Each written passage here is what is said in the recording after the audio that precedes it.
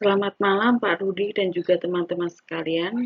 Sebelumnya perkenalkan saya Sekar Santi Oktaviana Sari, mahasiswi dari Universitas Pelita Harapan. Pada kesempatan ini saya akan membahas terkait dengan strategi penetapan harga referensi dari buku Principle of Marketing.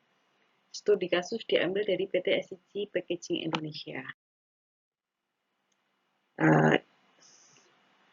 Sering kita bertanya mengapa harga itu penting di dalam kegiatan berbisnis, karena harga merupakan satu-satunya elemen bauran pemasaran yang menghasilkan pendapatan, dan yang kedua mencerminkan nilai pelanggan atau customer value. Jadi yang akan kita bahas ada 3 poin penting. Yang pertama, apakah harga setimpal dengan manfaat? Yang kedua, apakah harga menutup biaya plus laba? Dan bagaimana versus kompetitornya. Yang pertama, terkait dengan strategi harga untuk produk baru, ada dibagi menjadi 2. Poin pertama ada skimming pricing, yaitu harga tinggi di awal. Biasanya kita ambil di segmen premium seperti kemasan kesehatan atau healthcare packaging.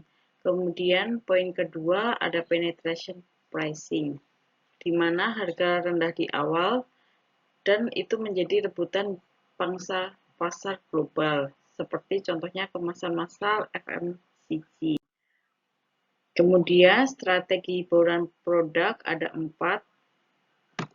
Pembahasan pertama terkait dengan product line pricing, yaitu consumer packaging dengan margin lebih tinggi versus industrial paper, yaitu yang memiliki margin lebih fluktuatif. Kemudian yang kedua ada optional product, di mana harga karton standar tetapi printing customnya premium. Yang ketiga ada captive product, di mana mesin murah dan juga consumables mahal. Yang terakhir ada by product pricing,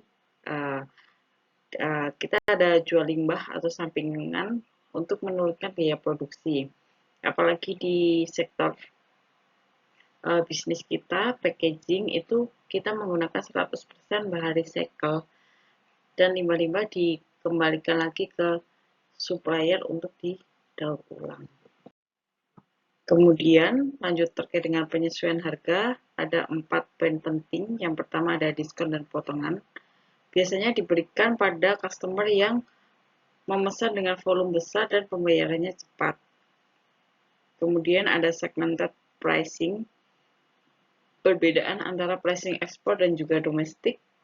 Yang ketiga ada promotional pricing, ada kita biasanya memberikan harga promo atau sementara lebih murah di satu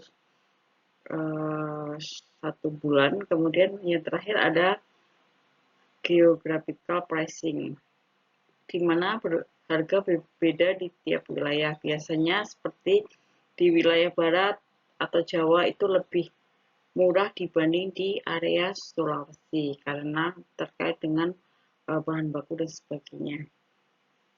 Dan kesimpulannya, perusahaan memanfaatkan jaringan pabrik regional untuk bersaing di lokal tanpa biaya masuk tinggi. Lanjut terkait dengan perubahan harga. Yang pertama, penurunan harga disebabkan karena kelebihan kapasitas dan turunnya permintaan. Ini kita pernah terjadi harga packaging paper dan pulp turun mengikuti tren regional di tahun 2025.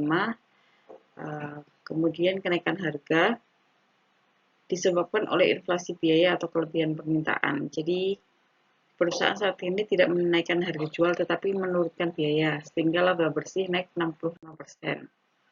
Kemudian strategi perusahaan terkait dengan harga ini, yang pertama fokus pada efisiensi biaya. Contohnya kita menggunakan mesin learning, AI, dan juga energi alternatif dari batubara ke palm cell. Kemudian memindahkan consumer packaging karena margin lebih baik. Kemudian mengakuisisi Fajar Paper dan juga Mappack karena terkait dengan skala ekonomi dan harga lebih kompetitif karena bisa dari hulu ke hilir. Sehingga laba naik 65% meskipun pendapatan turun 9% karena tekanan harga jual. Kesimpulannya, dalam pasar B2B kompetitif, cost leadership yaitu senjata utama menentukan harga. Dibuktikan dari perusahaan, harga jual turun tetapi tetap untung dengan efisiensi dan bukan menaikkan harga. Sekian presentasi dari saya. Terima kasih.